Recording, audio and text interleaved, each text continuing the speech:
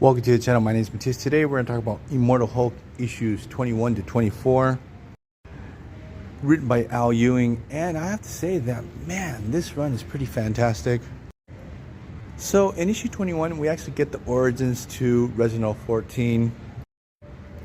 He is the leader of Shadow Base, and we already talked about the nature of this organization. It would be a cross between a government Black Ops organization and Weapon X, dedicated to hunting gamma-powered beings. The thing is that in his backstory, we have him rising through the ranks of the military. He becomes a subordinate to Thunderbolt Ross. And that's when his life started revolving around hunting the Hulk.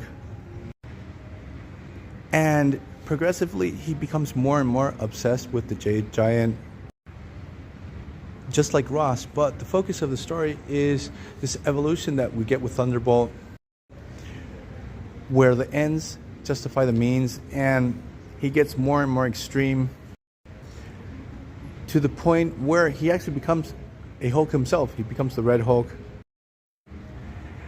And Reginald, during this whole telling of his life, he's like, that's not going to happen to me. I'm going to be focused on my mission.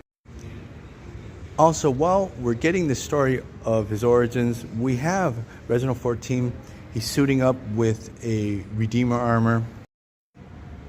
He actually teleports to Gamma Flight's base, starts attacking them.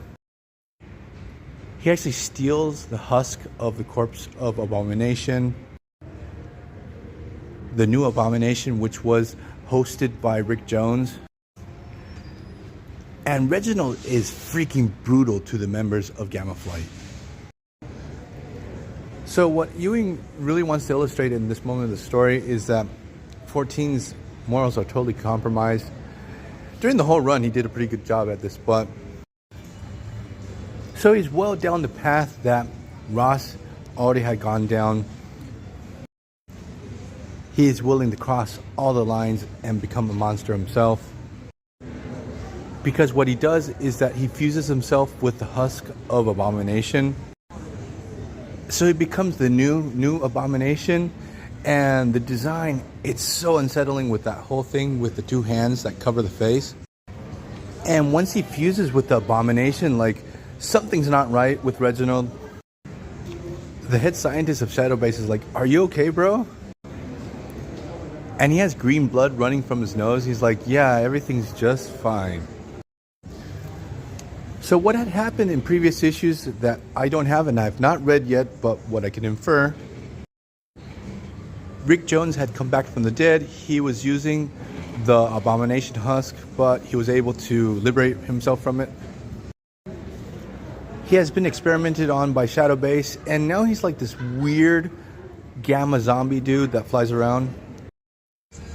So thanks to Rick Jones, Hulk is able to find the location of Shadow Base. He moves into attack, while at the same time Gamma Flight is able to do the same. So we get a pretty sick battle between Hulk and the new Abomination. They are both pretty evenly matched, but the new Abomination can like vomit acid. He hurls all over the Hulk, and it's so disgusting. And we have acid vomit splashing all over the place, and this ends up killing some of Fortun's men. And the people at Shadow Base are like, whoa, wait, this guy doesn't care if we die? So they actually openly rebel against their leader. There's also a cool parallel between Abomination and the Hulk at this moment of the story, because Hulk is just wrecking all the soldiers that are part of the Shadow Base. And I think that one of the members from Gamma Flight's like, dude, wait, these guys are just following orders. Try not to break every single bone in their bodies. So Hulk ends up killing the new Abomination. Reginald's spirit or soul, I'm not sure, shows up in the dimension of the One Below All, where Bruce Banner's there and he breaks his neck. It's not very clear. I don't understand what's going down here. The thing is that the Hulk decides to take over Shadow Base, make it his base of operations. It's actually pretty interesting because you get some World Breaker Hulk vibes here. And then we get this epilogue to the story where we're at the end of time. So since Hulk is immortal, we have Bruce Banner, who is one of the two last living beings in all of reality. The other one being Mr. Immortal. That little detail there is just priceless. They are met by the essence of the universe. Now, I'm not sure if we're dealing with eternity here or the one above all. But this is actually the same scenario that Galen of Ta went through at the end of his universe. And when the whole multiverse restarted, he became Galactus. The thing is that Bruce Banner seems to be completely corrupted. There's something very, very wrong with him. And this entity doesn't really know what to do. It's like, this is not in the script. When Bruce Banner transforms into this very disturbing version of Hulk, and he straight up consumes this entity. So the thing is that Hulk becomes this new perverted version of Galactus for the next iteration of the Marvel Universe. So now literally we have a world smasher Hulk. He's punching planets left and right. He is so destructive that there's barely any life in this cosmos. It's actually really cool, the whole concept. So the main idea of the series is to stop this future prophecy.